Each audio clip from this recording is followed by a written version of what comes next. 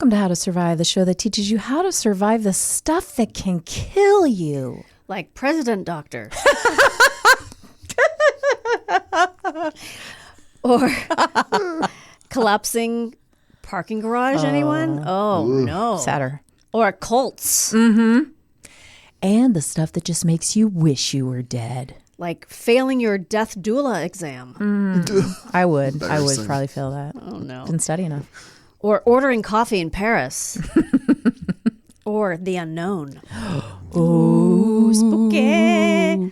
You know what never scares me? Our theme song? Hit it, Garen. Ground is shaking under our feet. Mountains on fire, flooding in the street. Can't breathe the air, can't fight the feeling. Gobbling down Xanax ain't the way to be dealing. Gotta do better than just getting high. We gotta stick together if we're gonna survive. Ooh, how to survive. Ooh, how to survive. Hello. Hi. Guten Morgen. Guten Morgen. Guten Morgen. Guten Morgen. How is it going?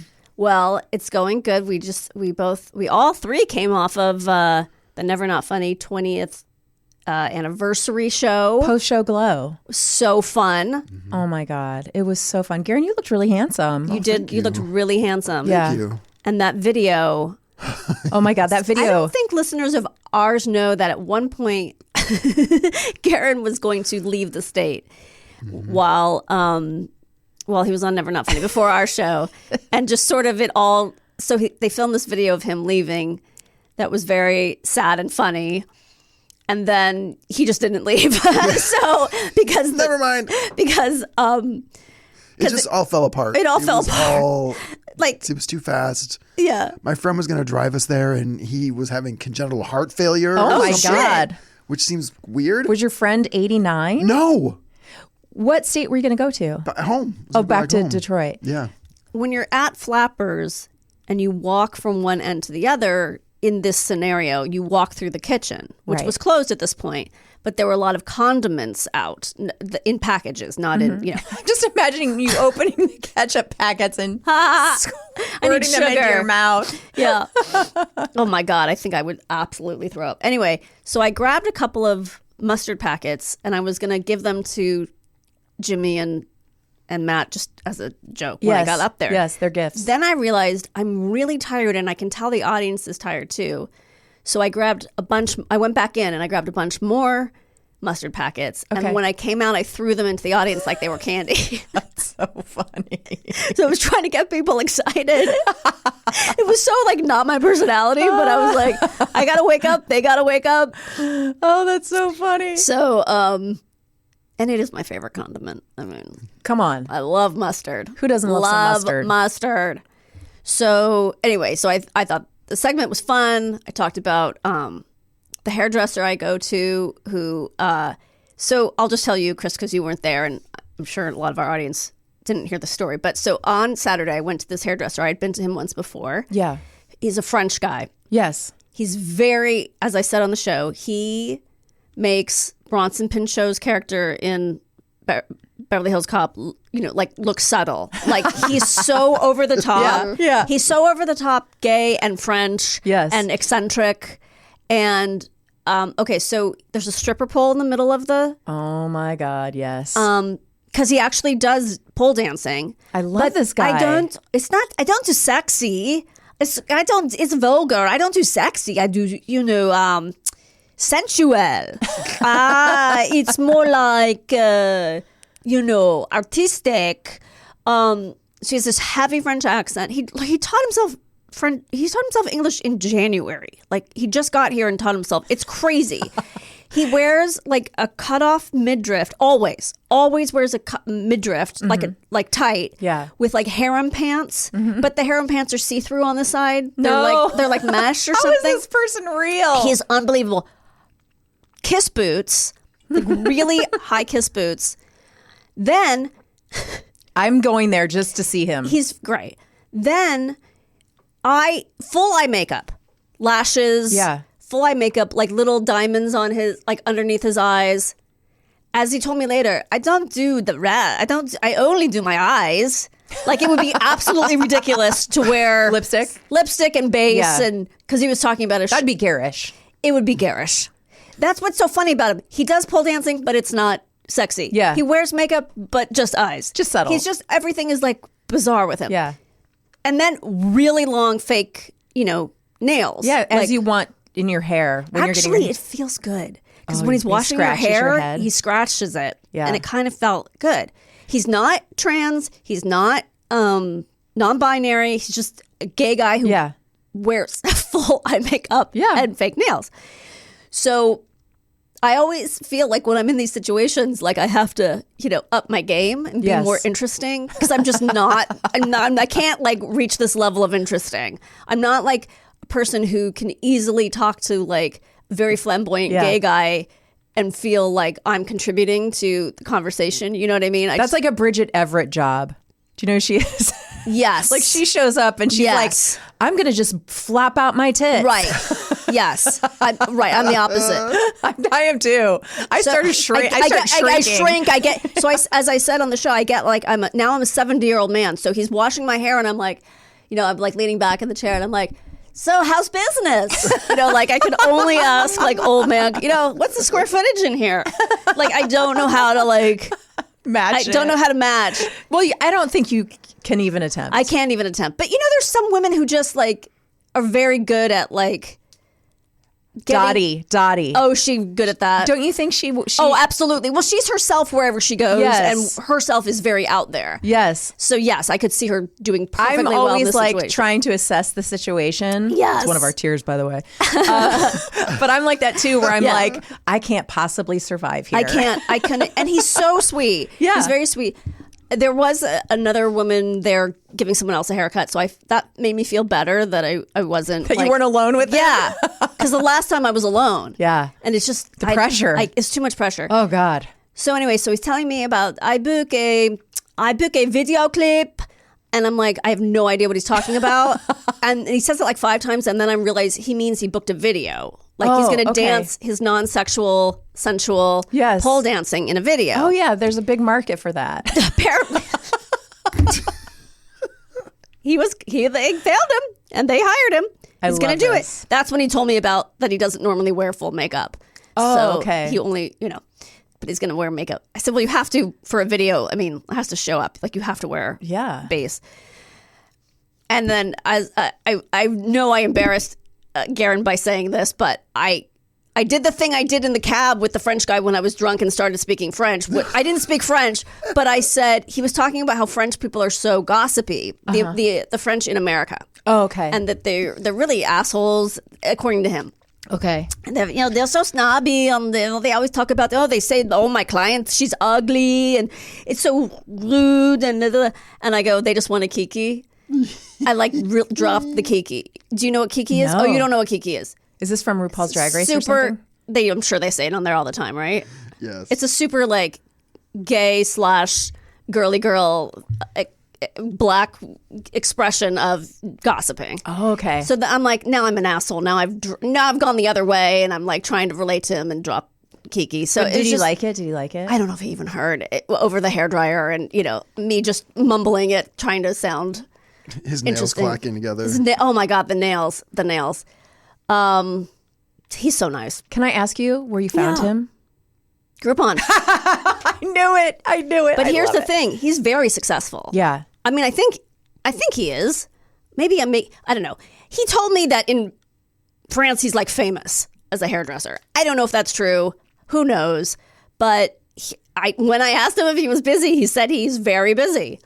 And he used to give the French a 20% off discount, but they didn't tip. So he rescinded that offer. Good. Fuck those French. Because they don't tip in France. And I'm like, they understand once you land in America, you have to tip. I mean, that's not like unknown. Yeah. And I mean, I don't know. There's a little bit of tipping in Europe. I mean, we tip a little bit in Germany. It's smaller. Maybe you don't tip for hair. I don't know. Maybe. Anyway, so then he said... He was telling me about his neighbors and how this one guy has a crush on him and wants to have a but he has a girlfriend, and they want to have a threesome with him, and he's like, I don't do that, I don't. It's like they're nice. I like to talk to them, but I don't want that. And then he starts telling me about his other neighbor, and he says his other neighbor is a pro-Trump. He's a pro-Trump. And I'm like, I had him say it like 3 times, and I'm like, is he saying he's a professional prostitute? Like, I couldn't understand what he was saying. And then I'm just staring at him. I go, I don't get what you're saying. And then he goes, the president. And I'm like, oh, he's saying pro-Trump. But I really didn't get it. I mean, I'm Tramp, what they used to call Charlie Chaplin, wasn't he? He was the little tramp. Yeah. But also, like, what? Loves him. But tramp was like a big insult in the 80s, 90s, Yes. Don't call your mom that if she won't buy you candy. Oh, no. You called your mom a tramp? Oh, my God. What was the circumstance in which you did that? She wouldn't buy me candy. Oh, so she was a tramp? Yeah. What did she say to you? What did you say to her word for word exactly? Yeah, I want to know the... So this was Start from birth. Okay, this is at the grocery store, Yeah. and they used to have underneath the produce these I'm beginning to see where Alex gets her sassiness, by the way. these big bins like under the produce of candy, and you could Yes. scoop them and put them in the bags and then weigh them. Yes. And I'm sure the candy wasn't. It was like taffy and Yeah, and butterscotches. yes, not even as good as it is now. And so I wanted some. I was little, like 4 or 5. These are your first words? And she said, I wanted to get some. And she said, no. And I said, you tramp. Oh, you remember saying it? Yeah. You know why? Because... She grabbed my arm and jerked me up out into the air. Oh, my God. And put my face to her face. And she said, don't you ever call me that again. Wow. And I start crying because I didn't know what I was saying. I think I just had heard that You heard word. your brother say it probably. Yeah, they were probably saying, like, Mom's such a tramp. Yeah. I mean, she wasn't even divorced yet and going to the bars. So She wasn't a tramp yet. She wasn't yet. You were prognosticating. Yeah, I was like looking into the future. Right. I knew what was coming. So how did she react after you started crying? Tramp. I think she probably comforted me after that. I don't remember. I mean, hope she gave you she candy. patted me on the head. Oh my God, that is so amazing. So every time I hear that word, I just have that very sense memory of my arm being jerked and being close to her face. Oh my God. I'm remembering dialogue. I feel like it's from Bosom Buddies, but maybe, I don't know if they would say tramp on...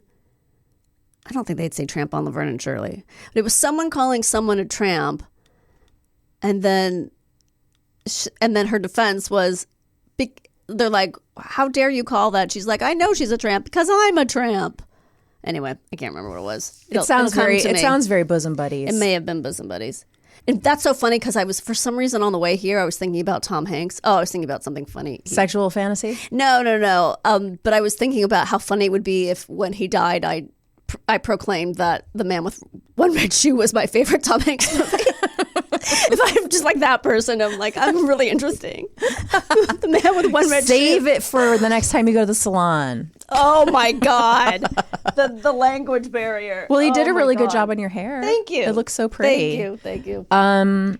Is it time to get into our topic? It absolutely All is. right, then I'll save this for later. Okay. Yeah.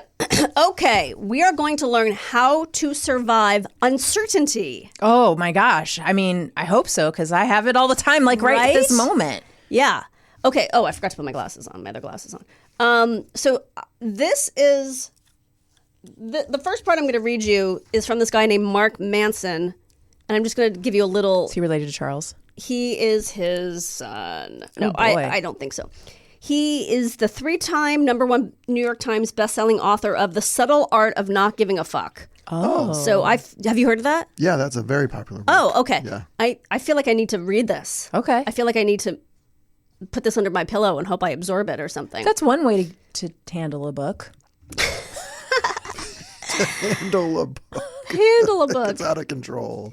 Okay, why do we fear the unknown? Anytime we take an action with some uncertainty of outcome, we are taking a risk.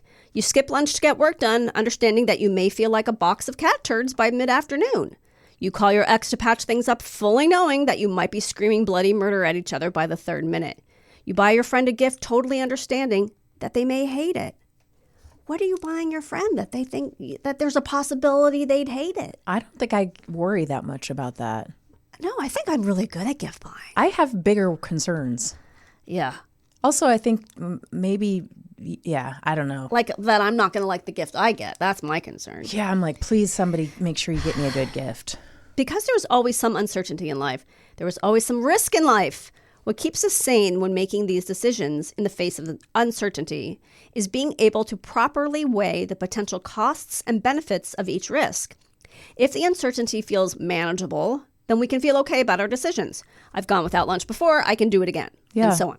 It's when we don't know what we're risking, when there is so much uncertainty that we can't even begin to calculate in our heads what we're giving up and what we're gaining, that we tend to shit the bed. When there is so much uncertainty that we no longer know how risky any given choice is, then it's like our brain short circuits and we don't know what to do with ourselves. In these situations of great uncertainty, our animalistic instincts, bless you, kick in and we assume the worst. After all, if there is so much uncertainty that you have no idea what to do, you might as well operate off the worst case scenario in order to protect yourself. So you don't know what's going to happen, so you just assume the worst. That way, if it happens, you're like, oh, I already imagined it in my head. That's what your brain is telling you. So it's not you. as bad. Right. But I don't think that's protective, really. No, but that's what you automatically do because your brain thinks it's protective. Yes. Sure, I've done it. Yeah, oh yeah. Awfulizing. Oh, that's what it's called? Yeah, that's what he's calling it? No, that's what some therapist I went to called it. And so Jimmy and I still use that term. Yeah. Basically, our unconscious mind, when seeing that we don't know if something is a threat or not, goes on to assume that it is. It decides, better the devil I know than the devil I don't.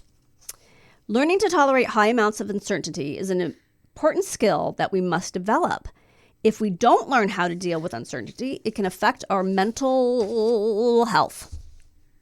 Anxiety and depression, OCD, and even eating disorders are all associated with a poor tolerance of uncertainty, a greater fear of the unknown. But even if the fear of the unknown doesn't lead to mental illness, it can cause us to worry way too much, make bad decisions with our money, perform poorly at work, and generally just make us miserable to be around. God, I've done all those things. Right? I'm doing it right now. Oh, like Kegels. I was just gonna say that. Sorry. Like you can't even see. You can't even see that I'm doing it. I can tell. You know what? There's a certain look on your face. Like I'm concentrating. Like I'm staring off into the middle distance. Subtle. It's subtle, but I can tell. Face. I know your Kegel face, Koenig. Kegel face, Koenig. The old KFK.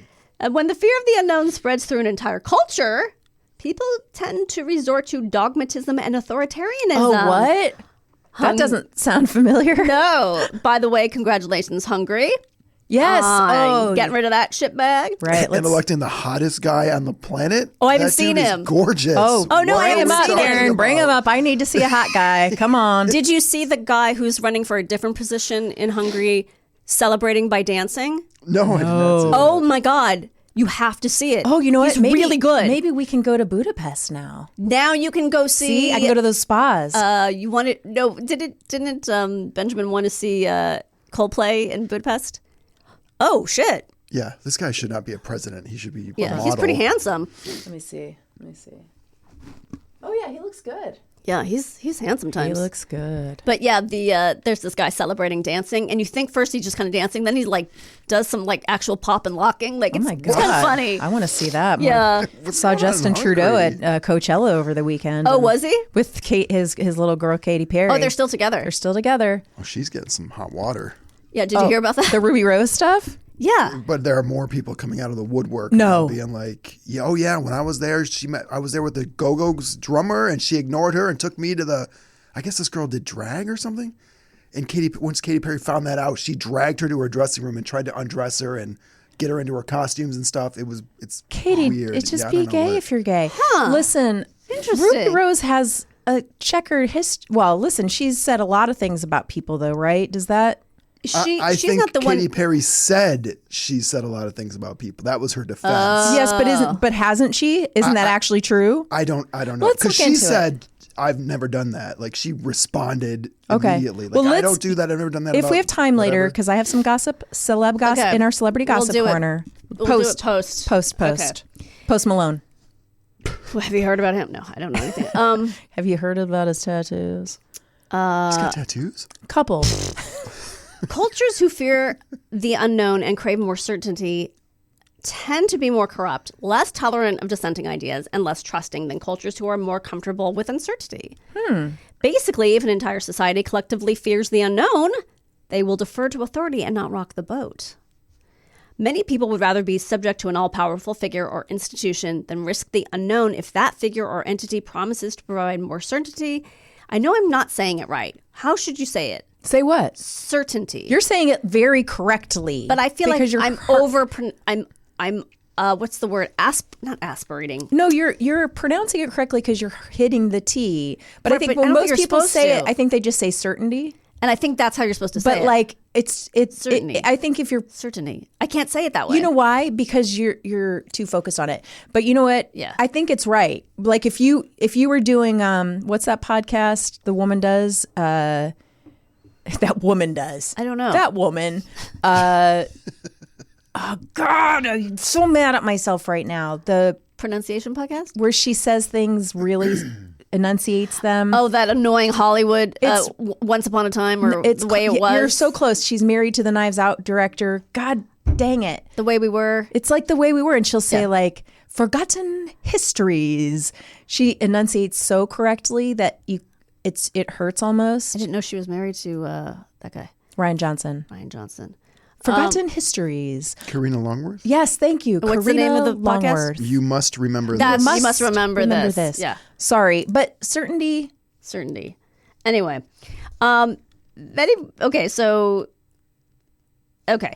but most people just can't sit with uncertainty. See, I can't say. And so the way people deal with this fear of not knowing is by imagining certainty. The anxiety of it all is just too much to bear, so we'll gladly trade it for a delusional certitude, Wow. no matter how ignorantly we came about it. Garen. It's just we have to say her name when the word ignorantly No, comes it's up. about like Sure. it's Yeah, about like that is the conspiracy, translation of it. believing into conspiracy theories, because it's easier to deal with that than be uncertain. Oh, 100%. To be healthy and happy, we have to strike a sweet spot. We have to admit that there's some uncertainty in the world because that is what will keep us open to change, allow us to learn, and help us adapt to challenges. But at the same time, we need to feel some degree of certainty as well so that we can feel a sense of security and at least pretend we know what we're doing. The question is, where is that balance? Okay. Opportunity in the unknown. We live in a weird time where we have more information than before, yet that information is confusing and often causes more uncertainty. You think, I'm going to just actually cut all that part out and go to this. Was that all about goop? That's hysterical. Okay. How to live with uncertainty in your life. At least some degree of tolerance for uncertainty is required to grow and thrive in the world. So, how do you sit with it? How to face the fear of the unknown. Get good at feeling bad. Done. I'm there. I've got a lot of Professionals practice. at this I've had point. so much practice with that. It's like a warm bath. Yeah, right. Grooves in it. It's like a A central tenet of my philosophy is that the more we avoid negative emotions, the more those emotions will paradoxically screw us over at some point. Ignoring the anxiety and discomfort you feel in the face of uncertainty only makes your anxiety about uncertainty worse. There's some interesting research that links mobile phone usage with increased anxiety toward uncertainty. what? But this is interesting because of the reason why. It's correlational data at this point, so we can't make the any strong causal claims, but the idea behind it makes sense. The theory goes that when you engage in this type of escapism by burying your face in your phone, you're reducing your exposure to everyday uncertainty. And when you don't have experience dealing with everyday uncertainty in your life, each subsequent uncertainty becomes that much more difficult to handle. It's like if you were never exposed to any germs of any kind, your immune system would never be able to fight off any infections because it never learned how to fight off any infections. Yeah, that's why they say that kids that have dogs are healthier because they're exposed to all the yucky, disgusting stuff from dogs. Also, just want to name drop that in the New York Times crossword puzzle the other day, the clue was a Hungarian sheepdog, and I knew it was Puli because that was the dog I grew up with. Nice. And I was extremely excited. Build habits and routines. Dealing with uncertainty of the unknown is a lot easier when you exert agency over the parts of your life you can control. One way this happens is that building habits and routines in the most important areas of your life can counterbalance the uncertainty we feel by providing some stability. Danielle, I have to interrupt because Please. I gave you a wrap off air, and the brand of that wrap is Puli. Are you serious? Swear on my... Is it made from Puli hair? I wish. It's made from... I forgot to tell you. They do kill the dog Puli to make the wrap, but I know you won't wear leather, but I figured murdered dogs is fine. That's cool. I mean, it's a hand-me-down, so that's fine. Okay. Oh my God, they're so cute. It's a hand-me-down. Again, stability is not the same as certainty. A person, group, or even society may be able to absorb more uncertainty, which ultimately makes them more robust and stable. But being robust and stable is no guarantee of the certainty of your robustness and stability. I'd say the real benefit is that building healthy habits brings you face to face with what you can and cannot control in your life. This in turn makes you more comfortable with uncertainty. For example, virtually all of the habit research out there suggests that your willpower, this is interesting, is far less important than your environment when creating and maintaining healthy habits.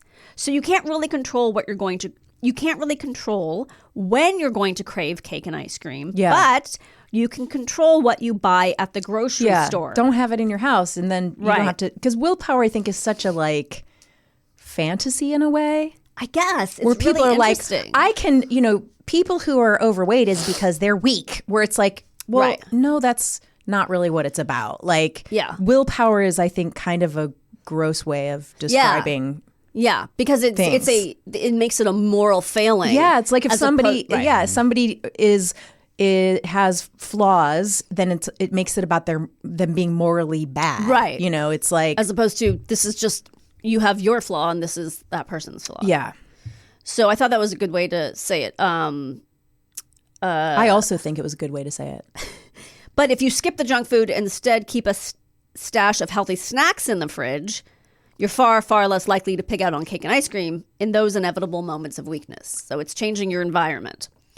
It's a subtle shift in thinking that has a huge impact. You have very little control over how you're going to feel at any given moment, but you have a lot of control over the environment in which those feelings will occur. So focus on creating the best environment for yourself. Another example, I can never be certain that I'll be in a peak creative form whenever I sit down to write something. But I can control whether or not I show up, sit my ass down, and start writing. The muse may or may not strike me on any given day. I can't control that. I might only have a 30 to 40% chance of producing something worth reading on any given day, but that drops to 0% chance if I don't show up at all. So when I have a shit day of writing, I'm not too bothered by the uncertainty of it, of thinking that I might not ever write anything worth reading again, because I know that as long as I continue to show up and do the work, something good will eventually come of it. Get creative. Being more tolerant of uncertainty is linked with being more creative. It's not clear if tolerating uncertainty makes you more creative or if being creative makes you tolerate more uncertainty, but I would guess it's almost certainly a two-way street.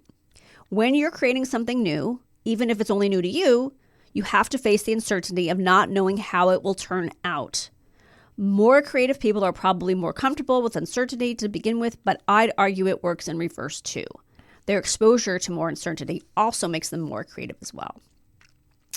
Okay, so I'm gonna... Oh, wait. Okay, yeah, that was a different thing I did. Okay, so now I'm going to do a very small story because it's kind of a general topic, so I didn't find a lot. But I thought this was, I just like the story. It was like on a site of people, saying how they overcame uncertainty. So this is this person's. I was at an international seminar once. An unknown happened the last day of the seminar just before I was expecting a cab to take me to the airport for my flight home to my family. I was talking to a seminar attendee and had my small bag sitting on the floor next to me. From the corner of my eye, I saw a guy walk up to me. Before I could even turn to him, he picked up my bag and ran with it.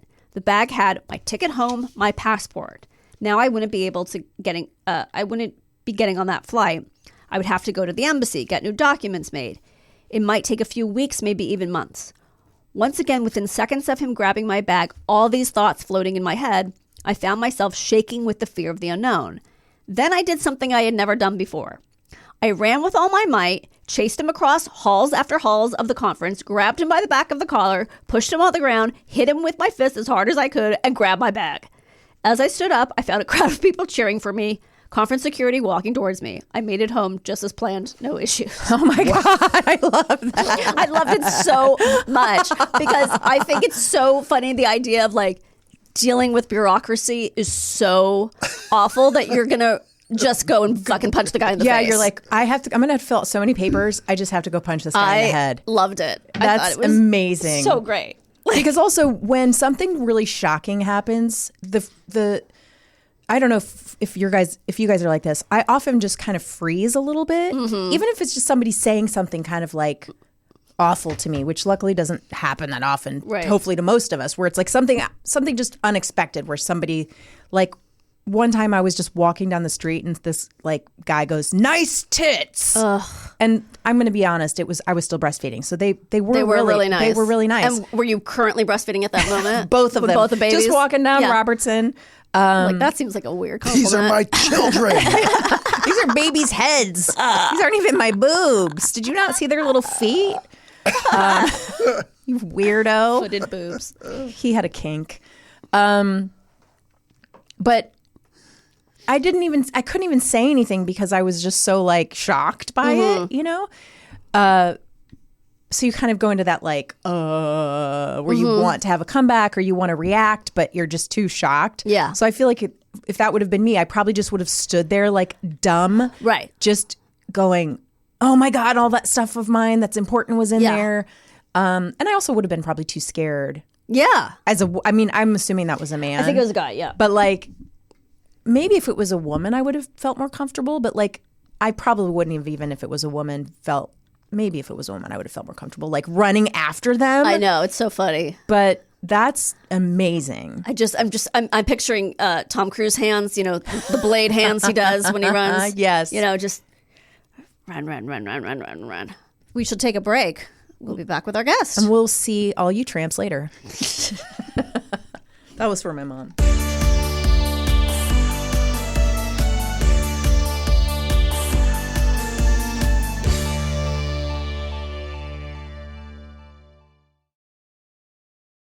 Hello, how was your break?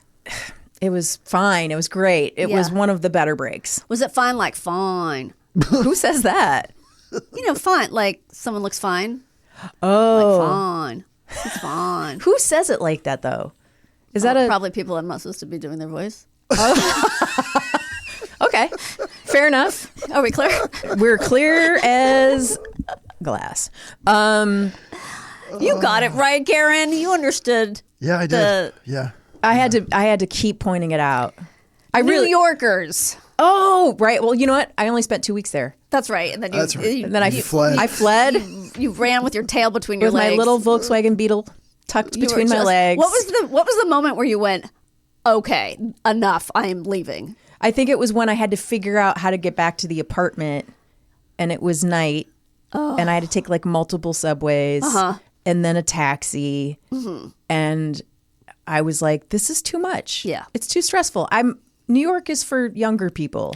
I think New York is for rich people. And rich people. It's for people who are young. And or rich. And people who have money. I don't even know if it's for the young anymore. I'm sure there was a point where it was for the young. But I don't even know how the young afford it. You know what I mean? Like, unless you're living 22 single or something. You know who else it's for? Sitcom people. It's for people who live in the show Friends. Right. And it's for people who live in the show Girls.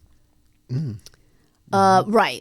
So it's like you're young and maybe you seem like you're broke, but you still have a great apartment. Yeah, and like somehow you get to go out every night. Right. Yeah, how do you even drink? I just don't get it. I mean, You know what? in terms of money. We should see what our guest thinks Yes. about living in New York. On the first half of our show, we talked about how to survive uncertainty. And now we're going to talk about how to survive uncertain maladies with Jane Borden. Hi. Hi, Jane. How are you? I'm so good. I'm fine. She gets it. She gets it. So, Jane, first of all, thank you so much for being here. Thanks for having me. Your book just came out in paperback. It's called Cults Like Us. Please do explain. So it's the argument is basically that America was founded by a cult. The Puritans and the Pilgrims. Oh, okay. Very cool. They were high control doomsday groups, which is something that we don't acknowledge, but they fully were. And Really? their like radical, wacky doomsday ideas didn't go away. They just kind of went secular and became the foundation of American culture. I This can't wait is to read this book. Up my alley. I love history. I love cults. I'm reading this book. Oh, great! We're Thank kind you of so much. being controlled by a cult right Yeah. now. Yeah. Well, this is part of why I wanted to write the book. Like, why are we all falling for this? Because we've Right. been indoctrinated culturally by like 400 years of this kind of thought that's at the foundation of American identity. What got you? What spurred you? Do you have a background in history? What spurred you to write it? Well, I was a religious studies major, so I think I've okay. always been fascinated by the intersection of belief and identity. But then I started covering cults, the cult beat for Vanity Fair. And this was around. There's a cult beat. I know. Well, there not is get a job now. doing Did that? you kind of create that niche? Because I followed some of your writing on Vanity Fair. I'm a big fan of your writing. Oh, thanks. And noticed then when I had looked you up in regards to you coming on the show, I wanted to catch up a little, that I was like, oh, she's written not just the book, but had a lot of articles specifically about cults. So I thought, oh, it's fascinating that you had so many pieces on cults, which I was like, I've got a nice bit of reading now for bedtime, and I can't wait. God. Just get comfy, cozy I think we're in your both bed. really fascinated by cults, and if there weren't already so many podcasts about cults, Sure. we'd We probably would do do one. one. But we're Right, like that beat is taken. The box is checked. Well, So were you kind of like, I really like writing? I'm fascinated with the subject, and so you kind of carved that out. yeah. Well, what happened is this was like 2017, and so I was learning all about cult dynamics, and then I started seeing them in American culture and politics and pop culture, and I was like, that's weird.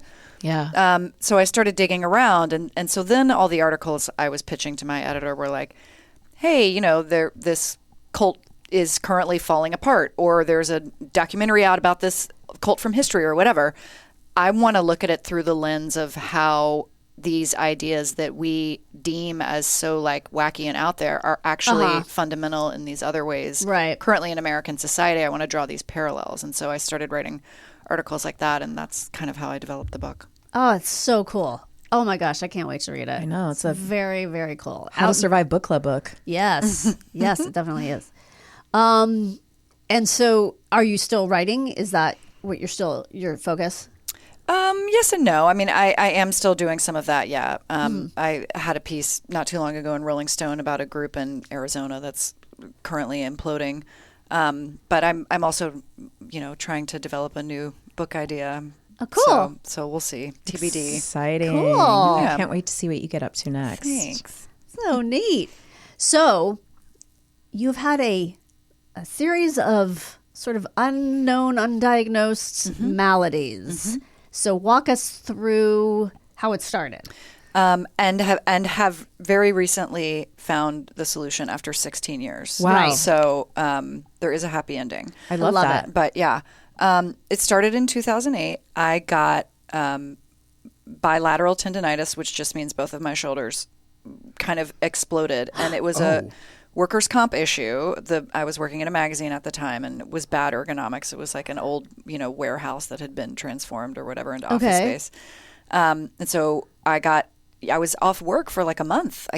You couldn't type. I couldn't lift. I had friends coming over to open my mail. I had friends coming over to do my laundry for me. I could not use my arms. So last week we had someone talk about frozen shoulder. How is it different than frozen shoulder? I don't know. What is frozen shoulder? Oh, listen to our show. You'll find out. So yeah, because I had frozen shoulder. I had to have surgery on both my shoulders because I had frozen shoulder in both my shoulders. They won't move? They get locked one at a time. Well, it happened one at a time, but it gets a bunch of scar tissue develops and look into it. Yeah. Okay. All right. It's a fun time. I probably am also full of scar tissue from all the various treatments I've gotten over the years. But so at any rate, it finally healed to the degree that I could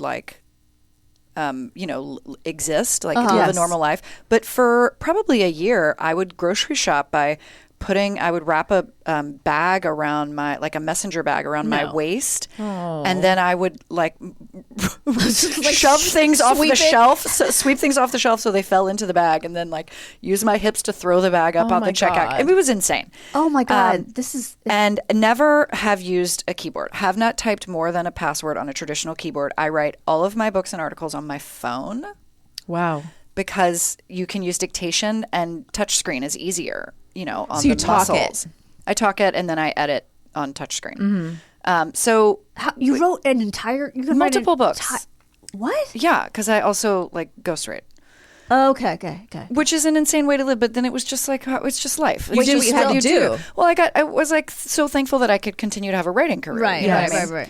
All right, so then 2013, I got a small tear in my right quadricep muscle in my right leg playing soccer. Okay. But also repetitive stress. Right? Oh, okay. From that motion in soccer that you're always doing, kicking. And also it didn't help you, bumping your hip up against the grocery aisles every time. Dating me was really fun. Yeah. And so that never healed for 2 years. It took me 2 years to heal it. I couldn't walk. I couldn't do anything. Wait, you couldn't walk for 2 years? Correct. You mean? I mean, more than a block. Oh my God. Okay. Then I got. So how did you? Sorry to stop you. No, I just need a little more details on please. this. Did they? I assume you saw. Everyone. You saw everybody. Yes. And you were probably go to physical therapy. Yeah, I did physical do therapy. The injections. I did the injections. I saw an orthopedist. They gave you all different kinds of information. Multiple acupuncturists. Okay. Nutritionist. I got tested for all the allergies. I got tested for all the scary autoimmune stuff. Right. Did they say you have to use a cane or walk with a brace or wrap your leg, or were you just hobbling around? I was mostly just hobbling around. Okay, in pain. Yes. Oh my God. Trying to ignore it because otherwise, you get depressed. Yeah. Right. And I had MRIs done of my quad and my shoulders, and there was almost nothing there. So did they ever use the word stress? Maybe it's stress. Yes. Try yoga. Uh-huh. Yes. Try meditation. Also, pain management. I think you just need to learn how to manage the pain. Yep. Okay. Because no one could figure out what was wrong. Because you're a woman. And I mean, there were times where I felt like I was being a little gaslit. I guess by the images themselves. I mean, it wasn't the doctors making it up. The images, there was nothing in the images. So I've had that. I understand. Yeah. All right. Then my ex-husband and I got a hybrid, and the pedals are hard to push, and I got tendonitis in my right knee. What? And then I got tendonitis in my tennis elbow, essentially. Yeah. On my right arm is the most recent one. That happened a year and a half ago. So, But do you know how the elbow thing happened? Wasn't it a stick shift where your elbow? No, I think it's just I'm just falling apart. Right. It's just you use your right hand more. Yeah. I do because that's my dominant side. Got it. And also, even though I dictate and touchscreen, it's still... You're using it a lot. Yeah. Right. Your phone probably, too. It still inflames me. Yeah. Yes. Yeah. Exactly. The thumb and the middle finger on the phone. So, all right. I heard about this book called The Plant Paradox. Okay. Okay. This is where he knows it. Karen knows it. This is how Garen cured all his problems. Yeah. No shit. Yeah. No, I'm kidding. I'm making fun of him. Garen's drinking Celsius. I used to work in a bookstore, and that was something that people came in for a lot. Yeah. Yeah. So I got really excited about it. It's a super restrictive diet, and I had tried so many restrictive diets. But then I had a session with my nutritionist, and she was like, it's super commercial. I don't really trust stuff that's that commercial. I mean, if you go on YouTube, you find videos of this doctor, and it's got all the hallmarks of a scam. Sure. Right? The doctor who wrote the book. Yes. Okay. And you know how Stephen you Gundry. study cults, so you know how to look out for weird Yeah, stuff. right, Like right. you're like tuned in to stuff that seems kooky. Well, whenever the video is like 20 minutes long and they tell you that they have the secret, but then they don't tell you the secret until the the last end. 30 Yes, seconds. yes, yes. That's straight out of the cult playbook. or they don't tell you at all because you have to pay You for have something. to pay. You have to Yes. give them your data. Yes. Yeah, That yeah. is so culty. I mean, that's like when they keep the knowledge at the highest level. Right. It's like Scientology. Yeah. You know, whatever. So I was like, oh, okay, you're right. And then the book just sat on my shelf. But then this friend of mine was at my house and he saw it and he goes, that book changed my life. It cured me. He had this crazy reaction to the COVID vaccine where his whole body swelled up. What? Like his skin got super taut and you could, like it was full of liquid or something. He couldn't leave the house. He couldn't move. He was in constant pain. He couldn't wear clothes. What? Yeah. And he started the diet in this book. And he said after 2 weeks, he started to shrink. Oh, wow. So I was like, all right, fuck it. I'm Yeah. What do you have to Trying, lose? yeah. Right? What do you have to You've done lose? all the tests. You've tried all the things. I'll try anything. Yeah. And yeah, after a few weeks, I started to feel relief. And now I'm not fully healed, but I'm like dancing, roller skating, all that Wow. stuff is back in my life. I'm lifting weights, which is something I have not done since before 2008. We Wow. may have to give this book to Jimmy. Tell us about some of the, you don't have to give us like the whole book, but give us some of the, what it means to be doing this regimen. I think it's super interesting. So there's a plant protein called a lectin, Lectin, lectins, and plants evolved to create them in order to deter predators, right? Plants are full of all sorts of ways to stop creatures from eating them. Sure. Right. And this is one of them. It's a poison. Okay. And so it will kill insects. It will discombobulate slightly larger animals. It doesn't do anything to us because we're so big. Yeah. Gotcha. But then this guy, Gundry, was like, well, maybe it hurts some people. Okay. Right? Like you bioaccumulate it over a lifetime. So he found out everything that lectins are in, and then you cut all of those out, and then he started curing people of their autoimmune stuff. So what are lectins in? Legumes. Okay. So no soy, which is hard because soy is in everything. Yeah. Once you've been on the diet for a while, you can have legumes if you pressure cook them. So I can eat like beans and chickpeas again, but I have to make them myself. Everything I have to make myself. Restaurants are hard. Oh. They're in most grains, so no wheat, no corn. And What? again, that's hard because corn isn't everything. Everything. Yeah. Canola oil. That's why restaurants are hard. Canola oil. Okay. But I can have like millet and sorghum, which are delicious. Okay. Name dropper. And no nightshades. No nightshades. Yeah. That's the second week in a row. No nightshades. We've Yeah. heard it. Yep. Yeah. That's the Tomatoes. Tom Brady diet. Yeah. Also no nightshades. Yeah. Yeah. And that's hard because eggplant's like my favorite vegetable, but it's okay. So what other vegetables can you not eat? That's pretty much it, except for also no fruits. So like no No fruit. cucumber Oh. or squash. Okay. that kind of You stuff. can live without cucumber and squash. Sure, But isn't it also tomatoes? correct. Oh. No tomatoes. Yeah. So that's hard for, No tomato sauce. Here's the thing, though. Salsa. Again, like once you've been on it for a while, you can have some of these items if you remove the skin and the seeds, because that's where all the lectins are. Because think about it, like a creature's gonna eat the. They're going to eat the skin see. first, Right, right? right. And then the seeds you want to protect because that's how you grow more of yourself. I so suppose to feel so much better, it's worth it. It's worth it. It's kind of like if I found, like I said this before, this diet that then I didn't have migraines anymore, Oh, you'd be psyched. I'd do it. Yeah. I'd be like, yeah, I can. If it means it's like I don't drink wine most 99% of my life because it's likely to give me a migraine. So it's easy to not have it. Exactly. Because I'm like, no thanks. So this is what I always wonder about these kind of books. You just explained what it is in a page. Why the fuck do they got to write a whole book? Can't they just say, oh, there's this thing that it kills bugs. It's not, it doesn't kill you, but it makes you so avoid legumes. Uh-huh. They don't need it. You don't need a whole book. Oh, they want your money. I understand. Yeah. And he should get some money. If you came up with a good idea. But I'd just be like, why do I have to read a whole book? Yeah. I mean, I did listen to it. That was my friend's advice. Oh, okay. He was like, keep the book because you'll need the recipes.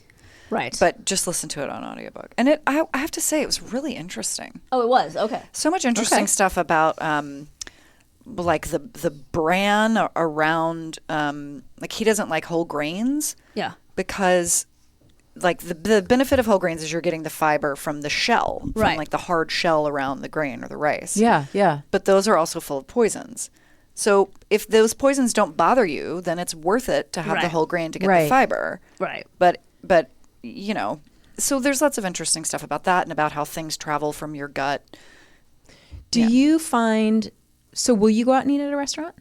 Well, sometimes I just cheat. I mean, I was in Paris for 5 days. I'm not going to stay on the diet. Will you feel it then? Yes. And how does it feel? Like you go to Paris for 5 days and then are you like, my body hurts or like how does it feel? Well, 3 days later, my leg starts to hurt.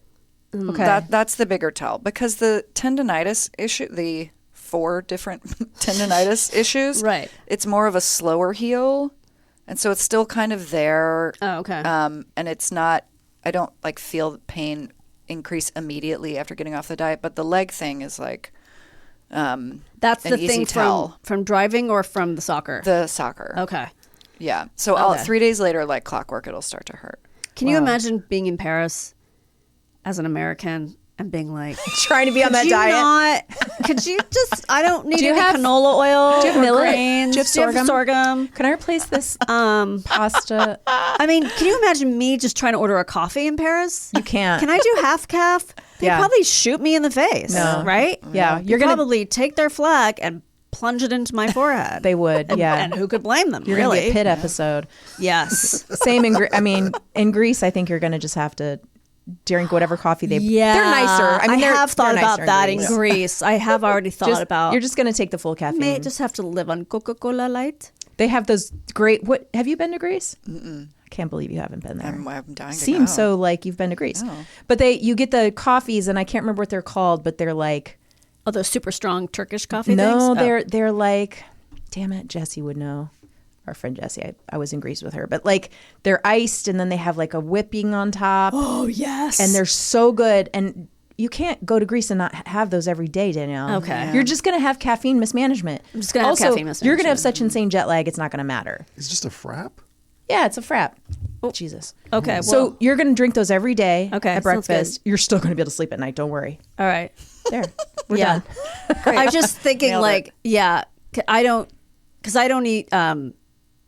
I'm a pescatarian. Okay. So I have had like thoughts of like, what if I went to this and such country and like, oh God, that's going to be like, is there chicken stock? Because I was asking, is there chicken stock in there? But certain places, you feel like an asshole American. So I can only imagine like going to Paris of all places and trying to get your very specific American special diet, and they probably don't believe any of it, No, right? sure. It's just a dumb American psychological thing. Did you notice other changes aside from your pains? Yeah.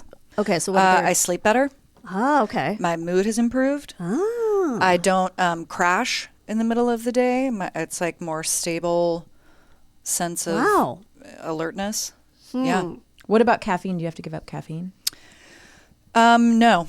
Okay, that would be a real mood. Yeah, that would be hard. That'd be a deal killer for me. You're not supposed to drink, but I was already not doing that because it gave me weird back pain, which is another whole story. What? Alcohol gave you back pain? It took me forever to figure it out. Do y'all know Andrea Pennycad? I don't know. Think so. She's a miracle worker. So for a year and a half, I could not sit at a 90-degree angle like I'm sitting in a chair now. Uh-huh. So when I would go out with friends, I would choose a restaurant that had bar seating so I could stand.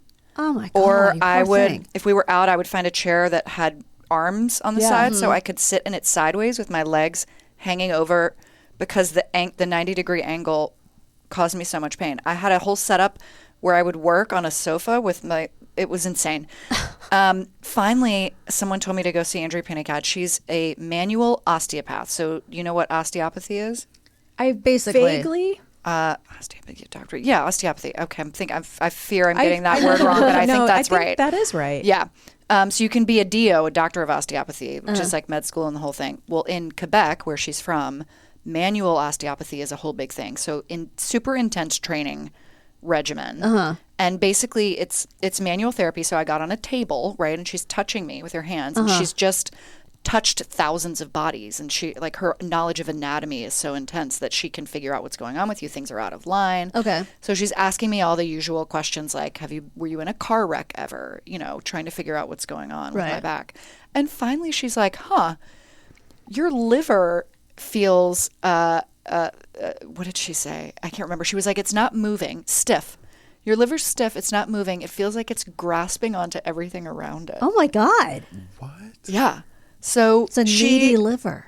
Yes. Yeah. Which, listen, tracks. I mean, I could go into therapy about the connections there. But so she manipulates my liver for 30 minutes, and literally within days, my back pain started to go away. Within a couple of weeks, it was gone. Okay. It was a full miracle. Wow. And then about a month later, it started coming back. And I was like, okay, so this is behavioral. This is lifestyle, the result of something something you're doing. It's got to be alcohol. So I went back and saw her again, and she was like, yeah, it's probably alcohol. Because it's your liver, so yeah. Wow. So then I started messing around. Like, I didn't drink for a long time. Back pain went away. I drank. Yeah. So I figured out I can drink like once a month now. Oh God. And I really enjoy it when I do. There. We're all there. For different, I think it's just, I feel like women just become allergic to alcohol. Mm-hmm. And I mean, like, for me, it's really just wine. Well, but can you have more than one? Yeah. Drink? Yeah. And you feel okay the next day? You drink liquor? Yeah. I can. Yeah. Usually when I have a beer, I only have one beer, but you saw how much beer I drank the other night. I know, it was so funny. She drank like a quarter of her Stella Artois. I was like, I just wanted to have like a quarter of a beer. And I wanted to hold the cold thing in my hand. Yeah, just feel like I was an adult, still celebrating life with the regular people who can still have those things in their lives. I mean, I might wake up feeling like a little dehydrated, but mostly I'm fine. It's just wine makes me like nauseated. Yeah. I can have a little bit and be fine, but if I had a whole glass, I just like, I feel like I want to throw up. Yeah. Eventually. Wine becomes, I think, the hardest. Mm-hmm. But I stopped being able to drink wine in my 30s. Yeah, it's very strange. Because, whole women in our age group, base their whole personalities around drinking wine. I mean, there's so many T-shirts based on it. So much, Chardonnay away or whatever the fuck. Wine o'clock, rosé all day. Yeah, rosé all day, yeah. I mean, I'm watching The Real Housewives. It's like, I don't know what they would do if they couldn't drink wine. No, I've often thought that I would never be cast on that show because I don't drink enough. Oh, no, you wouldn't. Well, Kyle, there's lots of reasons I think none of us are. Why am I often thinking about whether I would be cast on the show? Oh my God. No, I understand. I wouldn't because I don't like confrontation. Yeah, so, but then I go through this. Then I think, well, if it were a bunch of women who I actually weren't friends with in real life, just for the show, I think I could be confrontational. I just don't like being confrontational with my actual friends. Right. But Kyle isn't drinking this season, and they gave her so much shit about it. So much shit. You watch it? Well, I haven't seen this season, but I have seen some shows where she wasn't drinking, and she was. They think there's something wrong because she's exercising and not drinking, and in love with a woman, and maybe not in love with a woman, and getting a lot. She's got like 5 tattoos, so. But they're like really concerned. It's so funny. They're all alcoholics, but they're really concerned because she's not drinking. Yeah. It's great. It's hilarious. It's a lot of peer pressure. Yeah, she's just like, leave me the fuck alone. Well, I mean, it sounds like a common trait in alcoholics to pressure the one who stops because it makes them take a look at their own behavior. Mm-hmm. Yeah, that's why I know. That's why it's so funny because they're all like, oh God, she's eating well. Like, she's exercising. Like, don't do that. Something's going on. And don't do that. That makes us feel bad about ourselves. It's so funny. And she keeps saying, something is going on. My husband and I are split. Yeah, like, try and take care of myself over here. They're like, stop ruining our vibe. So funny. Yeah. I know, she's bumming them out. She's totally bumming them out. Oh my God. I mean, I love that you found a solution. I know, it's amazing. That's so great. It truly, it's such a win. And there are so many reasons right now to be horrified and depressed. And when I feel those ways, when I feel that, I just try to be grateful that I'm getting my health back. Yeah. Yes. I'm so happy for you. Thank you. I still am not sure that you didn't have frozen shoulder and that you were maybe like you didn't get the right treatment you need. I mean, it doesn't matter because you're better. Well, remember, as our guest last week said, frozen shoulder is actually a blanket, an umbrella term. Yeah. So it might fall under that. Oh. And I was misdiagnosed by my orthopedic guy and didn't get a proper diagnosis until I was in physical therapy. And it was the same with our guest who was also diagnosed properly by physical therapy. Yeah. You know, similar to the osteopath who knows bodies so well, like physical therapists often know body. Like surgeons are just like, I looked at your MRI and I don't see anything on here. And then you go see a body person and they go, oh, you can't move your arm this way? Mm-hmm. Yeah, we know what this is. Like, because they see it so much working with bodies. So it doesn't matter. Again, like I'm not trying to tell you about your body. You know your body better than I do. I did start daydreaming though after seeing Andrea Pennycat. I was like, oh, this is what I want to do for a living. Wow, I just want to touch 1,000 bodies. Yeah. Well, human anatomy is fascinating. It is. I'm very interested in like what people deal with and go through and sort of why certain things happen to certain people. Like, do you think just morally they're bad? Maybe I've been punished for all my sins. Yeah, I mean, certain people have things happen and you go, what the hell? Well, and then certain people seem to keep trucking along despite their diet and getting, DoorDashed McDonald's. Yeah. Seem to just be trucking along with no problems. God, and curing cancer for others. Yes. Oh, well, he touches you and he cures. Have you seen the memes with the cast from The Pit? No, I haven't seen that one there's yet. These I mean, they're probably AI generated, so I'm morally opposed to them. But it's the cast of The Pit, but they're all, because, he said that he was a doctor. No, he said and then he was a said doctor. that was his response. I wasn't Jesus. I was a doctor. I was a Red Cross doctor. So it's all the people in the pit, but with like the Jesus cloak on. Yeah. As if because that's what doctors wear. It's really funny. Really funny. Because it's a still from the show. It's really funny. Well, this has been very interesting. I am so excited to read your book. I am so glad you found a solution. So glad. It's really neat. It's really cool. What is it? What is the diet called again? The Plant Paradox. Plant Paradox. And your book is Cults Like Us, Why Doomsday Thinking Drives America. Thank you, Jane Borden. So everyone go get a copy of her book. I'm going to get a copy. We're going to put it in our newsletter. So everyone has a link to get it. Yeah, and we will be back right after this with What Did We Learn Today?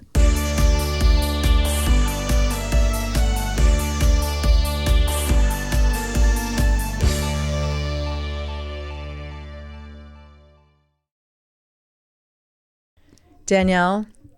Yes. I'm already giggling and I don't know why. You're funny. Are you ready to learn what we learned today? So ready. Red Hook is a historic waterfront neighborhood in southwestern Brooklyn known for its industrial past, maritime charm, and unique isolated feel due to a lack of subway access.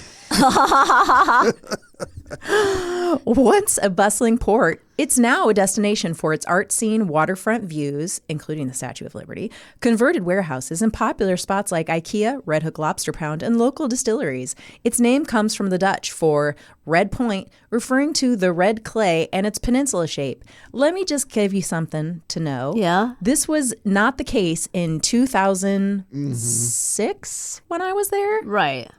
Just FYI. One of their calling cards is that there's an IKEA.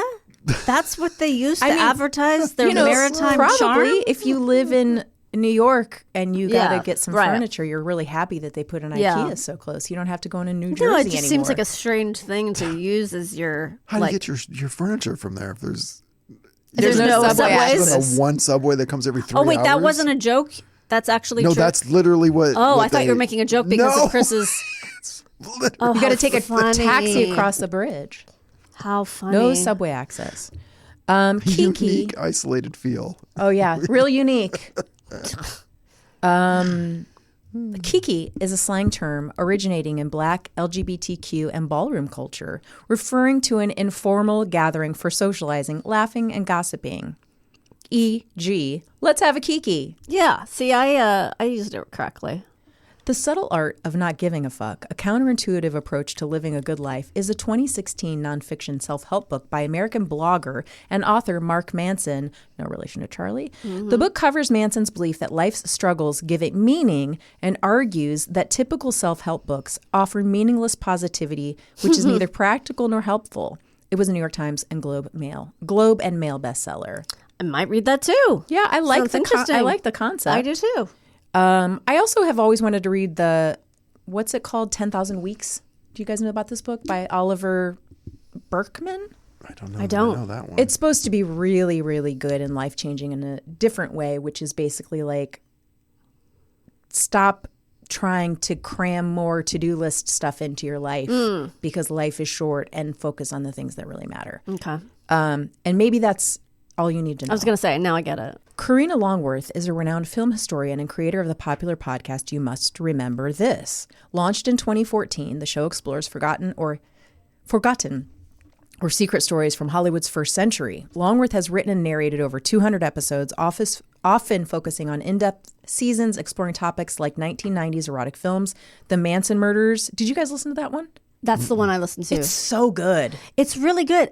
And I also listened to the Polanski, I think.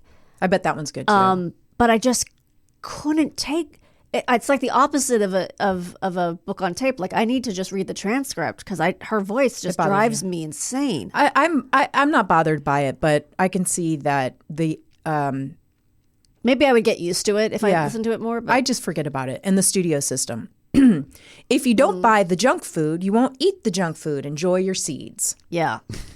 Nicole Kidman's relationship with her adult children with Tom Cruise, Isabella and Connor, is distant and private, often described as estranged due to their commitment to Scientology.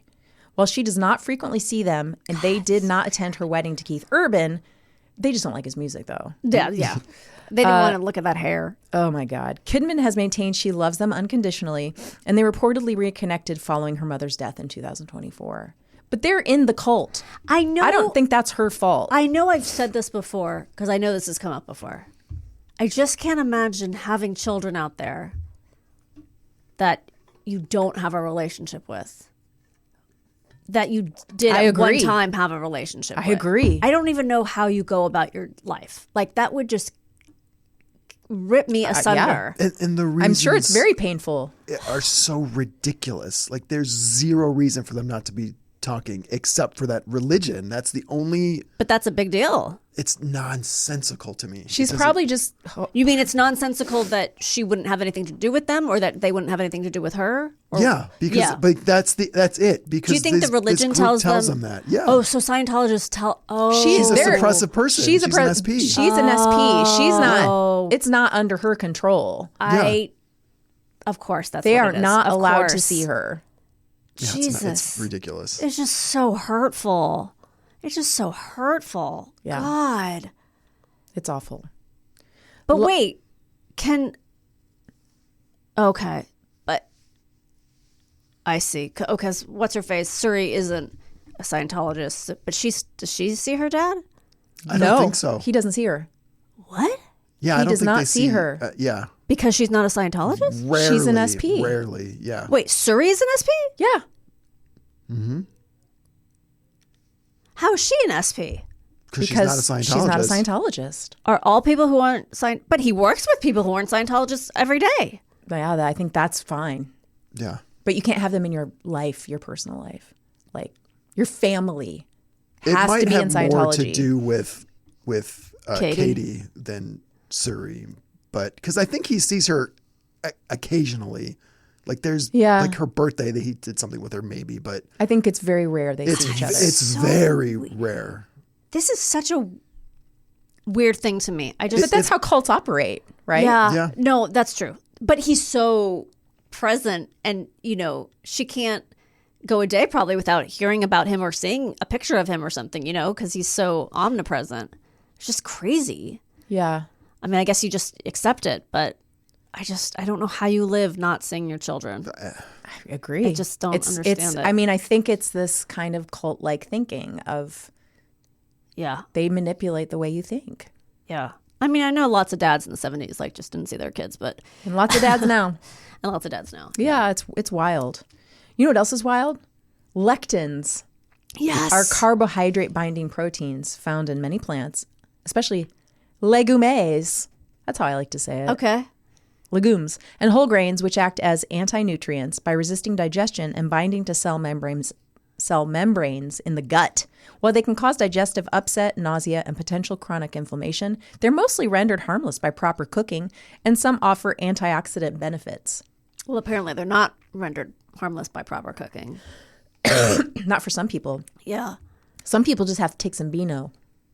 I really have to say, I'm so grateful that I don't have food allergies and food, I mean, that's just got to be so hard. Yeah. To not, I mean, there are things I avoid, like milk, but other than that, I mean. But not because you're allergic, right? Well, no, I'm not allergic. It's just, it upsets my stomach. Okay. So it's a little bit, I think kind of everyone's a little lactose intolerant. Yeah. Because I think we're really not supposed to just be drinking breast milk from another animal our entire lives. Mm-hmm. It's a little That's weird. what they say, yeah. Freddo cappuccino is the iced version of the regular cappuccino coffee, and it usually has a small amount of cold frothed milk, afrogala in Greek, on the top. Apart from Greece, this drink is widely popular in Cyprus and parts of Italy as well. Was that what you were thinking of? Yeah. Say it again. What's it called? Freddo cappuccino. Okay, I'm gonna order it. I'm not gonna order it half calf. I'm gonna live on the edge. You're gonna be so happy you did. Freddo cappuccino. I almost burnt my house down last night. Oh my God. So I Smoking crack. yeah, and then trying to make popcorn.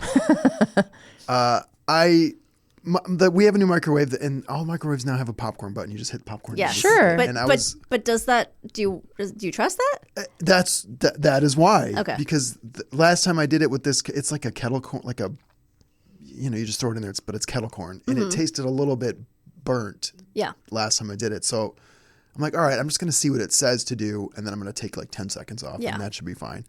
So I put it on and hit the popcorn button, and it said 3.5. 3.5 minutes.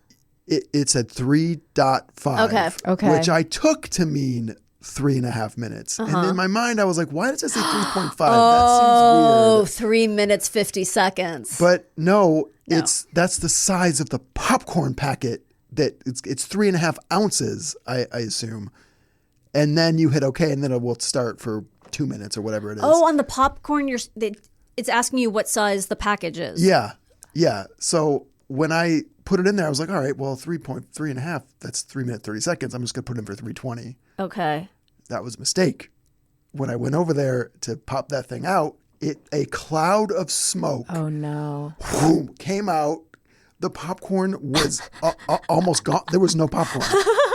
There was like a sliver of charred, just nothing inside the popcorn bag. You made popcorn brittle. Basically. Oh my God. Yeah, I and bet then it smelled smoked so horrible. everywhere.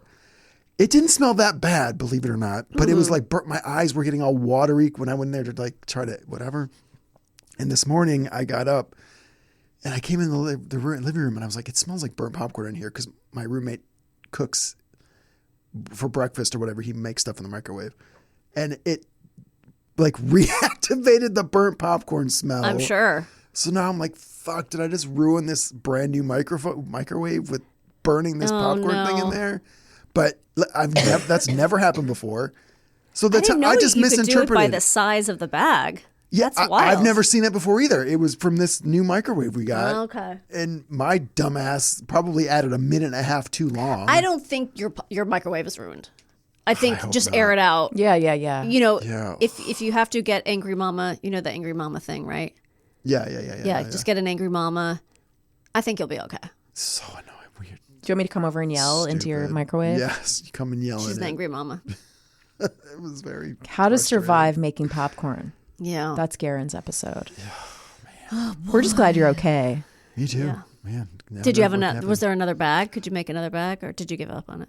I had a bag of that. I think it was one of the ones that Matt brought in that we had one of those, luckily. But yeah, it was really fucking stupid. Like, why does it look like that? Why would it say 3.5? It never didn't. Right. Like, I thought that, but then just immediately. So you didn't dismissed enter it. 3.5. No, You I entered pushed- 320 because I was like, okay, well, if it wants to do it for 3.5, I'm going to take off 10 seconds so it doesn't. Ironically, so it doesn't burn it. But then why did it? I don't know. get it. Anyway. Because if you just hit start from the Yeah. 3.5, it would have said. You just got to listen to it 210. popping and then. It didn't. It sounded normal. Like I listened for the because you're you supposed to listen stop for it to stop when yeah, it- like yeah. when it gets to like 3 seconds between Yes. pops, it's done. Right. I did, Always that err on the didn't side of caution. happen because apparently it just charted all to nothing but dust. Just a brick. This is a too powerful microwave. It must be. It must be. Yeah. Wild. That's good stuff. Wild. Well, Wow. That's powerful stuff. yeah. Karen. Adventures, guys. Yeah, you're living it on the edge there. Thank you for sharing that story. I know that was hard, It was difficult. Yeah. but you're really brave. And I made it through it. Guys, did. I survived it. You really Do you did. know what I did? You survived it. I remained calm. Oh, good. I'm so glad you listened to our He's advice. taking in the lessons. Yeah. Well, you sit here long enough. You remember. Something's going to stick. It starts Some- to yeah. really go deep. Yeah. All right. Well, do you have anything else? Oh, I don't think so. I think All we right. covered it. Until next time, Remain calm. I did.